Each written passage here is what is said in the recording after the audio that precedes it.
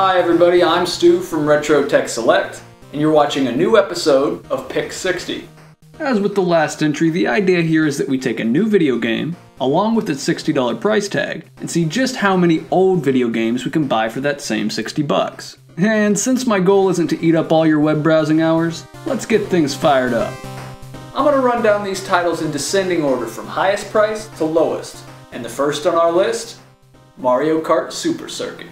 When the Game Boy Advance launched in June of 2001, I was awfully tempted to pick one up for some portable F-Zero. Ultimately, it was handheld Mario Kart that got me, in that same August. I've never regretted taking that plunge, as the GBA was host to a number of excellent games. Mario Kart Super Circuit was a road trip go-to for most of my middle school. With excellent, if dated sprite-based 3D, 5 unique modes, and a grand total of 40 tracks after players unlocked the classic roster from the first game, Mario Kart Super Circuit remains one of my favorite games from one of my favorite game franchises. Next up, Stunt Race FX. This game is a gem hiding in plain sight. At first glance, one might mistake it for a dime a dozen racing title. In fact, when I bought this game, the vendor was surprised to learn that Stunt Race FX was developed by R&D 1, under the supervision of none other than Shigeru Miyamoto, of Mario and Donkey Kong fame. Stunt Race FX is that team's follow-up to the first Star Fox, and features the same sort of early 3D graphics seen in that game. Stunt Race uses the capabilities of the FX chip in colorful ways, resulting in a game that's both fun and later challenging. Featuring 4 different modes of play, Stunt Race FX is a definite steal at its regular going price of under $10. Third on the list, Morrowind. Remember that new game we mentioned earlier? Well, new to Nintendo. That was Skyrim, the 5th installment in the Elder Scrolls franchise, and perhaps the most popular. Morrowind is the 3rd game in the series, and my personal favorite. While you can get the Game of the Year edition for a few dollars more, I opted for the vanilla version on the Xbox, as it was only $10 and I was mainly interested in reliving that initial experience of playing the base game on PC so many summers ago. Morrowind lets you build your avatar as part of a brief tutorial, and then turns you loose into an open fantasy world, something that wasn't quite so common when the game released. Tearing across the countryside, one quickly finds themselves enjoying such pleasures as fighting for your life against rats, picking flowers, spamming the jump button for XP, and getting your ass handed to you by birds. On the upside, leveling is a quick process, so you'll find yourself slaying demogorgons and robbing folks blind in no time. All jokes aside, Morrowind has a lot to offer RPG fans, and it feels great to be back, wandering the misty marshes of Vardenfell again. Next up, Ninja Gaiden. Technically, I got this game for free, but for the sake of this experiment, we'll go with the going rate of a loose copy of the title, around $9. Ninja Gaiden is a fast-paced action title for the original Nintendo.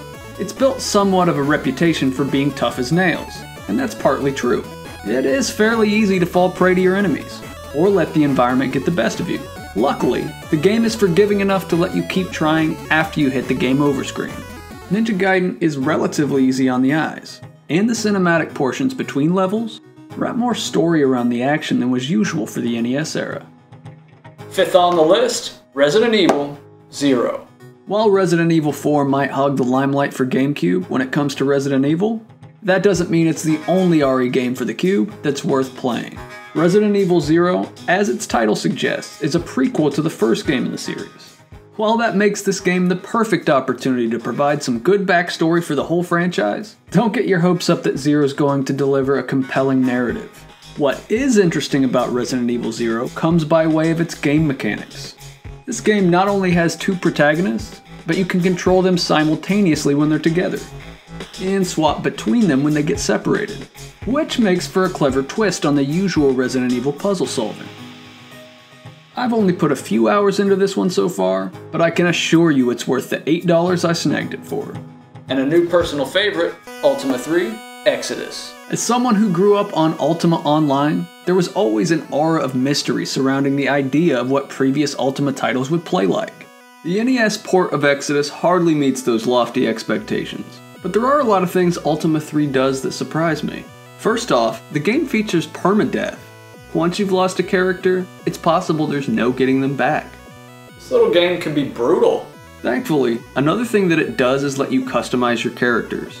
Don't expect modern levels of character creation, but you can create a giant roster of them to cycle in however you see fit.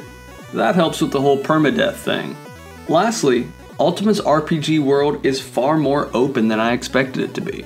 Exodus sends you out into the wilderness with very little handholding. Even if you decide to duck back into town to start a fight with the locals, that's an option here.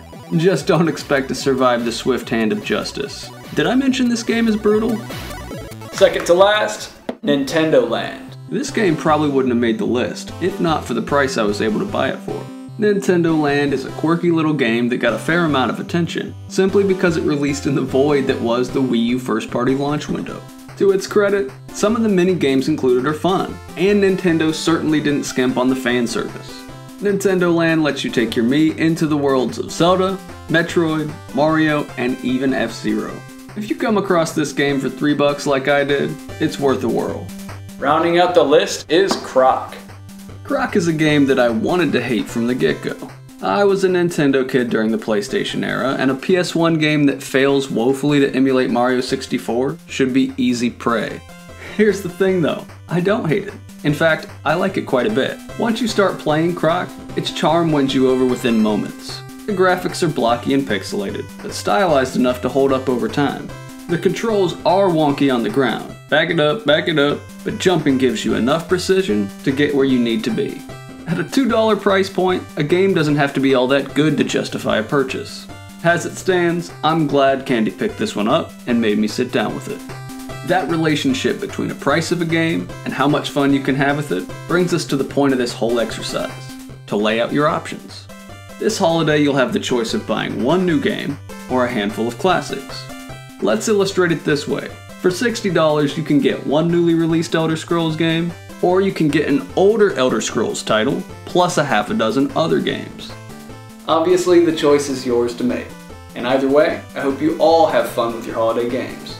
See you all in the new year for something completely different from Retro Tech Select.